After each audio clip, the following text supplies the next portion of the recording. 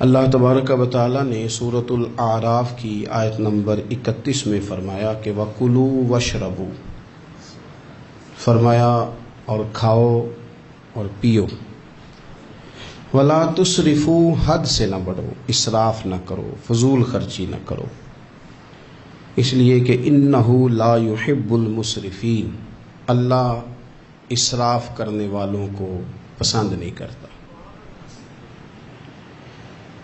بنو عامر ایک قبیلہ تھا، حج کے لیے آیا کرتا تھا۔ دور جاہلیت میں بھی لوگ حج کرتے تھے، اگرچہ اپنی طریقوں پر کرتے تھے۔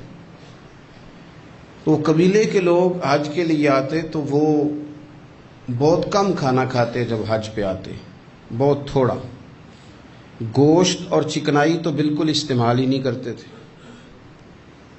نبی پاک صلی اللہ تعالی علیہ وسلم کے بعد صحابہ نے عرض کی، یا رسول اللہ صلی اللہ تعالی علیہ وسلم، حضور ہمارا زیادہ حق نہیں بنتا کہ ہم بھی کچھ چیزوں سے پرہیز کریں؟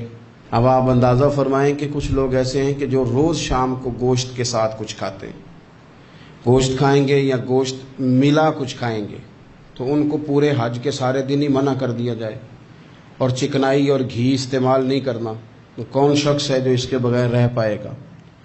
تو صحابہ نے عرض کیا کہ یا رسول اللہ صلی اللہ تعالی علیہ وسلم، ہم بھی یہ کام نہ کریں، ہمارا زیادہ حق نہیں؟ تو اللہ تعالیٰ نے آیت نازل کر دی، فرمایا نہیں، کلو واشربو، کھاؤ بھی اور پیو بھی، بس ولا تسرفو، حد سے نہ بڑھنا، اسراف نہ کرنا، فضول خرچی نہ کرنا، جو بھی کھاؤ پیو حد میں رہ کے۔ کھانے پینے سے اسلام منع نہیں کرتا، لیکن ولا تسرفو، حد سے تجاوز۔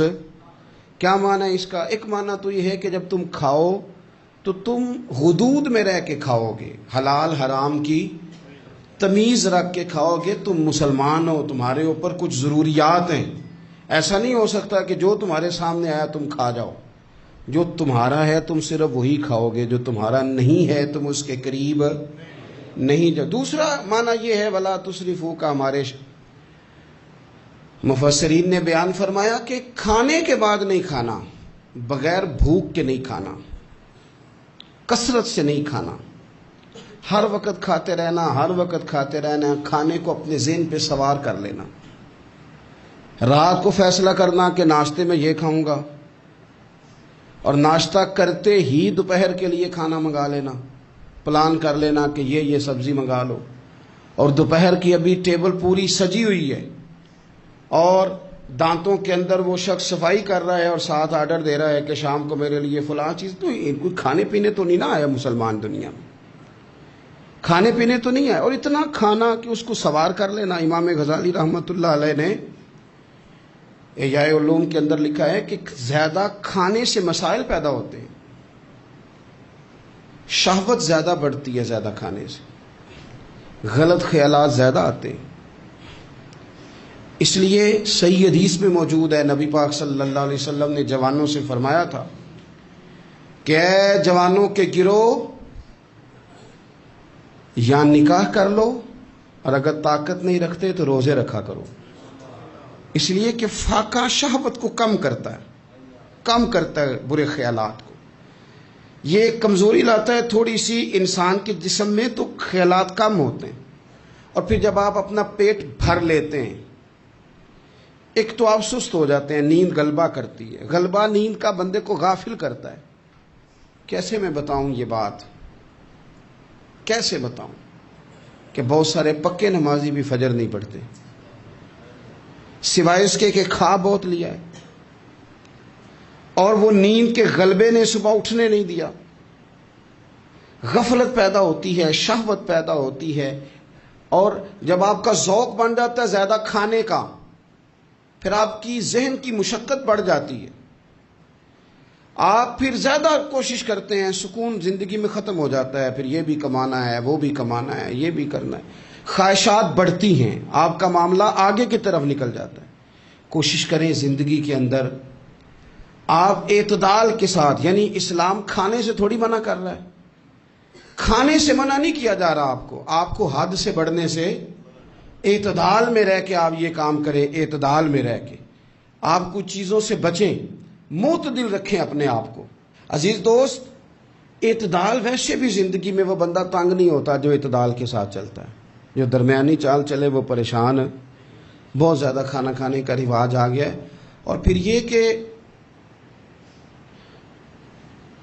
کچھ چیزیں بطور فیشن کے بھی، یعنی لوگ کہتے ہیں برگر کا اور پیزے کا رواج بہت زیادہ ہے. میرا ذاتی اس میں رائے یہ ہے کہ بہت سارے لوگ ہیں جو پیزے برگر کو آج بھی پسند نہیں کرتے، لیکن مصیبت یہ ہے کہ یہ کھانا فیشن ہے.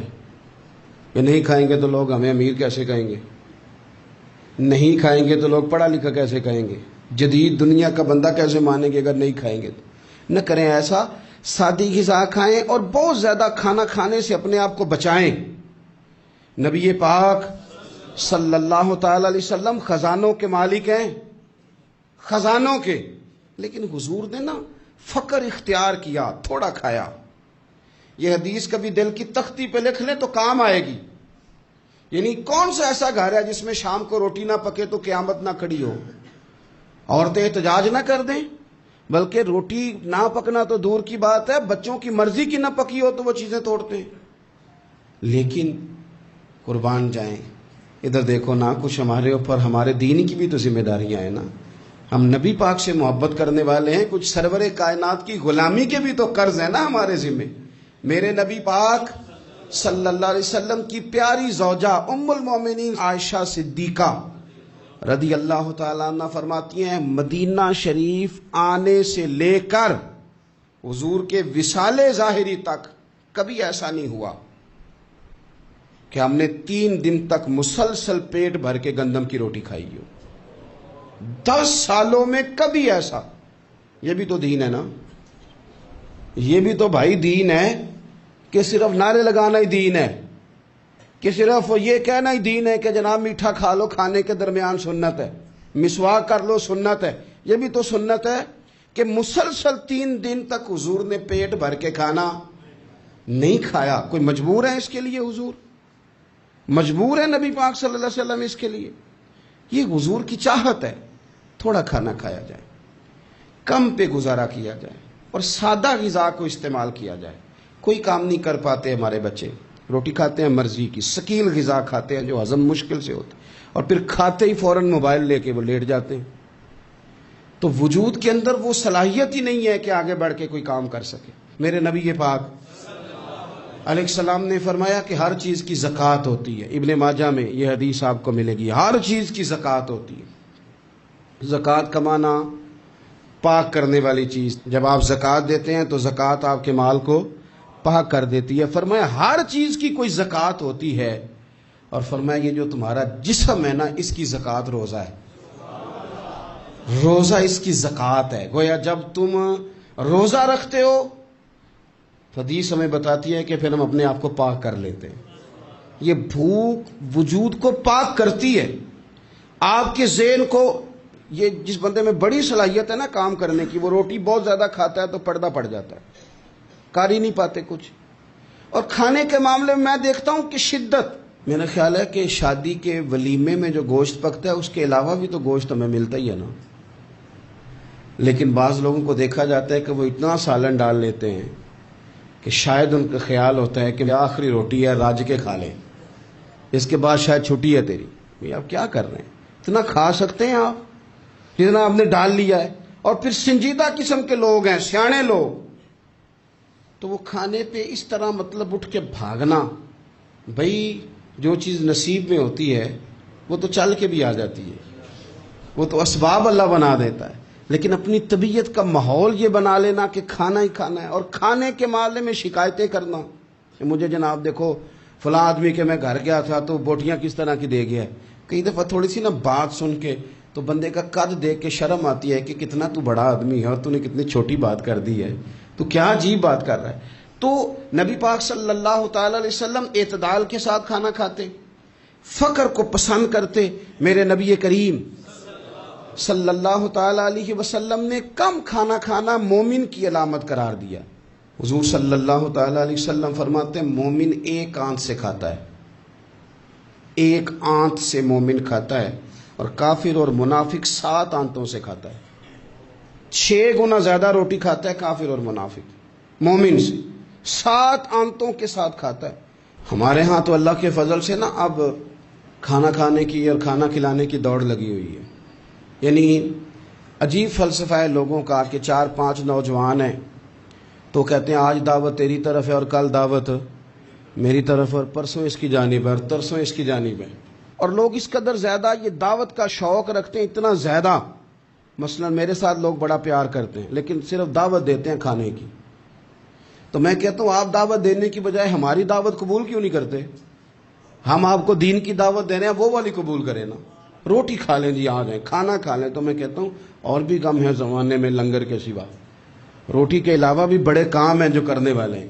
تو آپ اعتدال کے ساتھ کھانا کھائیں، ضرور کھائیں. جو نعمتیں آپ کے پاس ہیں ان سے آپ لطف ضرور حاصل کریں لیکن اعتدال کے ساتھ. اور پھر آپ کو پتہ ہے جب آپ بے تحاشا کھانا کھاتے ہیں نا، اس کا نقصان یہ ہوتا ہے کہ پھر انسان، میں نے دیکھا ہے جب بندے مالدار ہو جاتے ہیں نا یا سہولیات ان کو مل جاتی ہیں تو انہیں غریبوں کا دکھ ختم ہو جاتا ہے.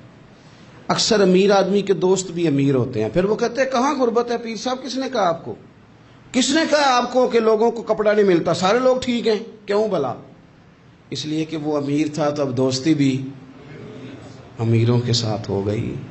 پھر نہ کچے مکان نظر آنے بند ہو جاتے، پھر چوک میں دیہڑی کے لیے کھڑے مزدور نظر آنے بند ہو جاتے ہیں. پھر ہسپتال میں کبھی جاؤ نا، میں نے یہ نظام دیکھا ہے کہ ایسے نوجوان بھی ہیں جو میڈیکل سٹور والے سے کہہ رہے ہوتے ہیں کہ شناختی کارڈ رکھ لے، اماں کے لیے مجھے گولیاں جلدی دے دے، میرا بھائی آتا ہے تو تجھے پیسے دیتا ہے.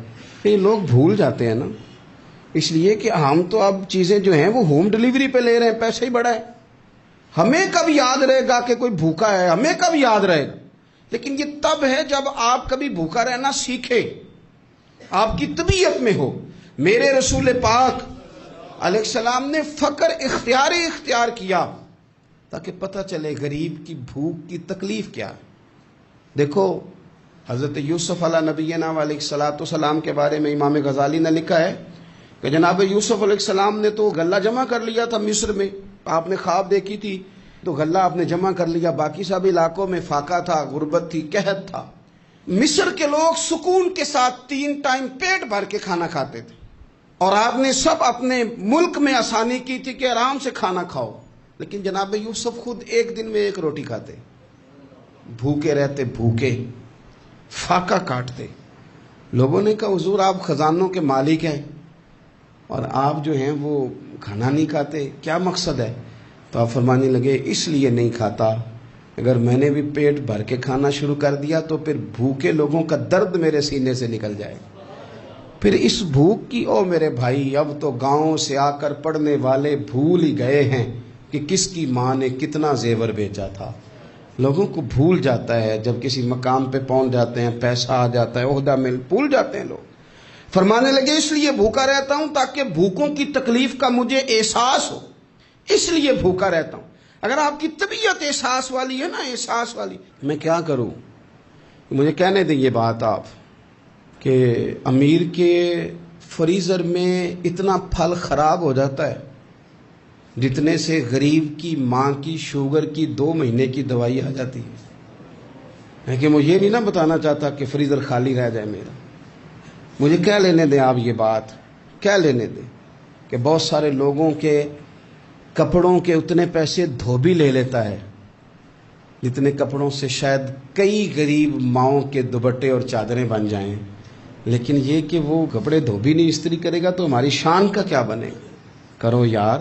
لیکن تھوڑا سا نا، میں نے پچھلے جمعے بھی کہا تھا، اور راشن بنڈن والے اور لوگوں عیدوں بعد بھی بھوک لگ دیجئے. یہ جو پیٹ کی بھوک ہوتی ہے نا، یہ بندے سے بڑا کچھ کراتی ہے. آپ اس کیفیت کو سمجھیں، تھوڑا سا اپنا کھانا کم کریں تاکہ دوسروں کا احساس پیدا ہو. تھوڑا سا نا ہوٹل کا پھیرا کم کریں. اور لوگ کہتے ہیں جی نہیں وہ پیر صاحب ساری دنیا ہی ٹھیک ہے، آپ کا تعلق کس کے ساتھ ہے؟ چلنا میرے ساتھ. میں نے پورا پاکستان گھوما ہے، میں آپ کو وہ والے شہر دکھا سکتا ہوں کہ جہاں لوگ کہتے ہیں کہ روٹی کھائیں کہ دوائی کھائیں. تو بھوکے رہ کے جو مر جانا ہے تو دوائی رہنے دو، روٹی کھاتے ہیں. آپ اس کیفیت کو سمجھیں، تھوڑا سا اپنا کھانا کم کریں تاکہ دوسروں کا احساس پیدا ہو. مخدومہ کائنات سیدہ طیبہ طاہرہ جان احمد کی راحت پہ لاکھوں سلام. سیدہ داخل ہوئی تو اپنے پلو سے نا چادر سے کوئی چیز کھولی. پرانے زمانے میں نا عورتیں دوپٹے کے ساتھ ہی پیسے باندھ لیتی تھی. وہ تو بعد میں پرس آیا تو وہ رواج ختم ہو گیا. تو دوپٹے سے نا پلو سے کوئی چیز کھولی. پیسے باندھتے تھے لوگ, زیور باندھتے تھے, قیمتی چیزیں. لیکن عزت والے رسول کی بیٹی نے وہ جب اپنا پلو کھولا تو روٹی کا ٹکڑا نکلا. پوری روٹی نہیں تھی, آدھی تھی یا اس سے کچھ زیادہ تھی, ایک حصہ روٹی کا نکلا. تو نبی کریم صلی اللہ تعالی علیہ وسلم کی بارگاہ میں روٹی پیش کر کے عرض کرنے لگی, یا رسول اللہ کئی دنوں کے بعد علی تھوڑی سی گندم لائے تھے, پیسی ہے تو ایک کی روٹی پکی ہے, 2-3 لقمے میں نے کھا لیے تھے تو مجھے آپ کا خیال آیا, تو حضور میں یہ روٹی لے کے آئی ہوں. اللہ کے محبوب نے روٹی اپنے دست مبارک پہ رکھی, ایک ٹکڑا ایک لقمہ توڑ کے منہ کے قریب کیا, پھر سیدہ کی طرف دیکھ کے فرمایا, پتر 3 دن میں نا 3 دن اور 3 راتوں میں یہ پہلا لقمہ ہے جو تیرے باپ کے گلے سے گزرنے لگا. یہ 2 جہاں کے شاہ ہیں, یہ پاس کچھ رکھتے نہیں, 2 جہاں کی نعمتیں ہیں ان کے خالی ہاتھ میں.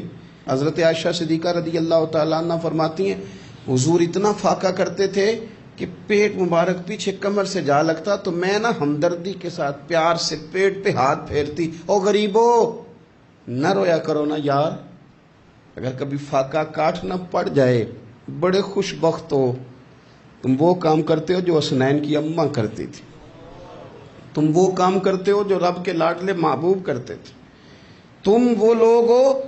حضور امیروں کو بھی بڑا کرم فرماتے تھے, مالداروں پہ بھی شفقت کرتے تھے, پر کبھی سنا ہے کسی نے کہا ہو امیر نواز رسول؟ جب بھی سنو گے یہی جملہ ملے گا, غریب نواز رسول, غریب نواز رسول. تو پھر تمہاری غریبی بڑی شان والی نہیں جس پر کرم نوازیاں مدینے والے حبیب فرماتے؟ پھر یہ فاقے بڑے محبوب نہیں؟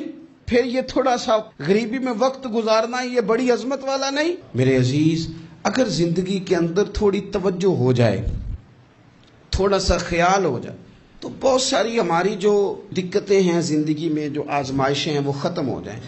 بچوں کو بھی تھوڑی عادت بنائیں. میں آپ کو بتاؤں, خواہشات اگر بچوں کی محدود ہو جائے نا تو باپ کی محنت بھی تھوڑی کم ہو جائے. ہمارے نا خواہشات کی وسعت نے ہمارے والدین کو تھکا دیا, ہماری خواہشات کی وسعت نے باپ کو اوور ٹائم لگانے پہ مجبور کیا ہے, ہماری خواہشات کی وسعت نے. کئی باپ ہیں جن کا اب دل کرتا ہے کہ پردیس سے واپس آ جائیں, جن کا دل کرتا ہے کہ اب پتہ نہیں ہے زندگی کا تو میں لوٹ آؤں. کاش بیٹے اپنی خواہشات کم کر دیں, کاش بچے اپنی خواہشات تھوڑی محدود کریں, تھوڑے پہ گزارا سیکھیں, تاکہ ہمارے بہت سارے پردیس میں رہنے والے لوٹ آئیں دیش میں, اپنوں کے ساتھ آ کے وہ رہیں, وہ اپنوں کے جنازے پڑھیں, وہ اپنوں کی فاتحہ میں شریک ہوں, وہ اپنوں کے دکھ سکھ دیکھیں. خواہشات کی وسعت, بہت کھانے کا شوق, انواع و اقسام کے کپڑے, لیکن لوگوں کی جوانیاں پردیس کھا گیا اور ان کی دولتیں خواہشات کھا گئیں. کاش والد بھی اپنے بچوں کو یہ سمجھانے میں کامیاب ہو جائے کہ تھوڑے پہ گزارا کرنا, اس سے انسان وسعت پکڑ لیتا ہے, بڑا ہو جاتا ہے. ہم دور نکل گئے ہیں. نبی پاک صلی اللہ تعالی علیہ وسلم نے فرمایا, امام بہقی حدیث لائے ہیں, حضرت ابو امامہ باہلی رضی اللہ تعالیٰ عنہ حدیث کے راوی ہیں. حضور فرماتے ہیں میرا دل کرتا ہے کہ ایک دن میں سیر ہو کے کھاؤں اور ایک دن بھوکا رہوں, میرا دل کرتا ہے. اور حضور فرماتے ہیں میرا دل کرتا ہے کہ جس دن میں بھوکا رہوں اس دن میں صبر کروں اور اپنے رب کی بارگاہ میں عاجزی کروں, اور جس دن میں پیٹ بھر کے کھاؤں اس دن میں اپنے رب کا شکر ادا کروں.